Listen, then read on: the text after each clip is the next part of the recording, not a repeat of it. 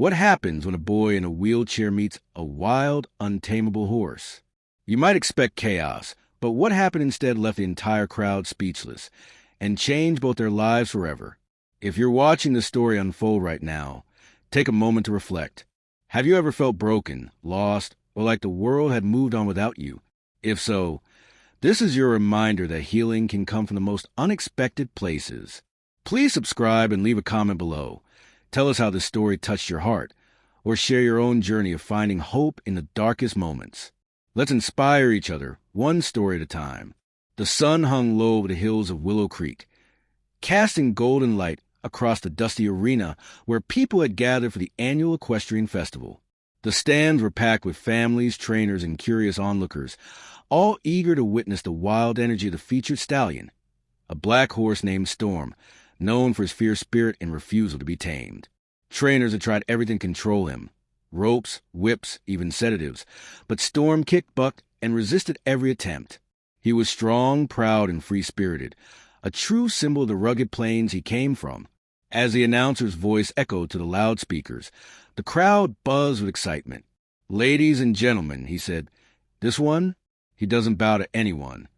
Laughter mixed with gasps as Storm stomped his hooves, snorting loudly, his eyes full of fire. It was thrilling, but also terrifying. No one expected anyone to get close to him. Not today, not ever. But then, something no one could have predicted happened. From afar into the arena, a figure rolled slowly into view, a teenage boy in a wheelchair. His name was Ethan, once a champion rider. Ethan had been paralyzed 2 years ago after a tragic ATV accident. The boy who used to ride with grace and confidence now sat silently, his hands gripping the wheels of his chair with quiet determination.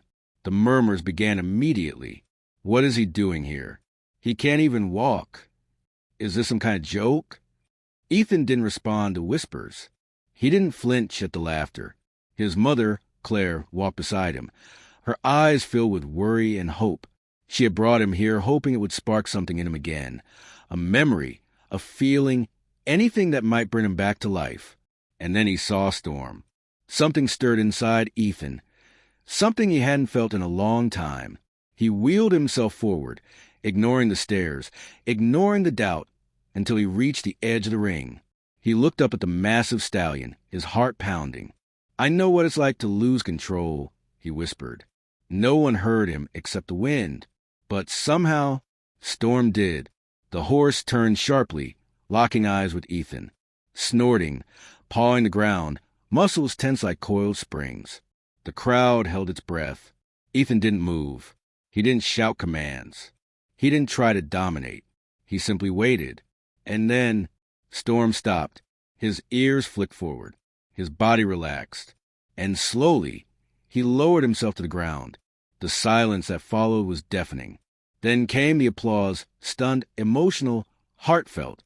Storm had bowed to a boy in a wheelchair. And in that moment, something shifted, not just in the arena, but in Ethan's soul. In the days that followed, Ethan couldn't stop thinking about Storm. That connection, that moment of understanding between them, was unlike anything he'd ever experienced. He returned to the stables often, sitting quietly by the corral, watching the horse move with powerful grace. He didn't rush. He didn't push. He simply was. And slowly, Storm began to change. When Ethan arrived, the horse would pause mid-pace, ears twitching toward him. Sometimes, Storm would walk closer, standing just within reach. It was subtle progress, but it was progress. One day, a trainer named Mason approached Ethan. "You've got something special," Mason said, his voice rough but kind. "I've worked with Storm for months. Never seen him like this." Ethan looked down at his hands, unsure what to say. "I don't know if I deserve that trust," he admitted quietly. Mason knelt beside him. "Trust isn't earned through force," he said gently. "Sometimes it's given because someone sees the truth in you." Ethan met his gaze. "What do I do now?" Mason smiled. "You keep showing up. You keep being patient. And you let Storm decide when he's ready." Weeks passed. Ethan and Storm spent hours together, sometimes in silence, sometimes with Ethan speaking softly, telling the horror stories of his past, of how he used to ride, of how he used to feel alive. Storm listened, and slowly he responded. He allowed Ethan to touch him. He walked beside him. And one afternoon, in front of a small crowd, Storm followed Ethan's lead without hesitation. Gasps filled the air. A few people clapped, but Ethan barely noticed. All he saw was a horse beside him, calm, steady, and finally, trusting.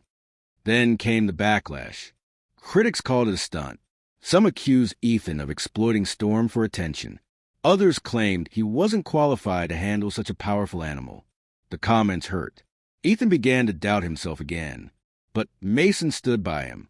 "Don't let their doubts become yours," he told Ethan one evening as they watched Storm graze in the fading sunlight. "You've already proven what you can do. Don't stop now."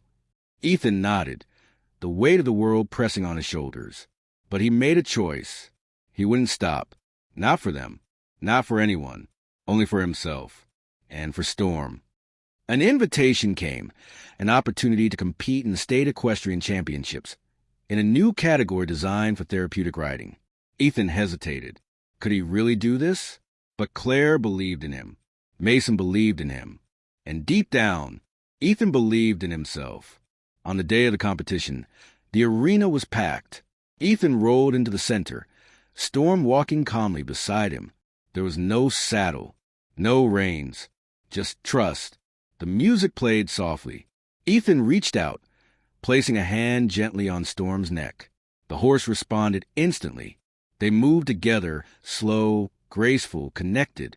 At the end, the crowd stood. The applause was thunderous. But Ethan didn't hear it. He only felt the warmth of Storm beside him. And for the first time in 2 years, he felt alive.